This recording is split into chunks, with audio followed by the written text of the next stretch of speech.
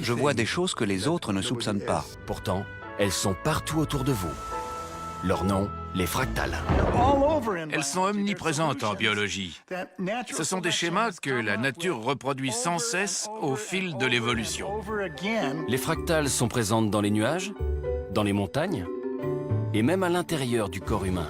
Les formes fractales permettent non seulement de réduire la taille des antennes, mais aussi de capter un spectre de fréquences bien plus large. Quand on reporte sur un graphique les intervalles entre les battements, on retrouve une indentation très similaire à celle des montagnes dont parle Mandelbrot dans son livre. Nous pensons que l'approche fractale pourrait permettre de distinguer par l'imagerie les lésions bénignes des tumeurs malignes, ce qui était impossible jusqu'à présent. Quand on y réfléchit, ce serait totalement inefficace d'avoir des codes différents pour chaque étape de la vie d'un être vivant.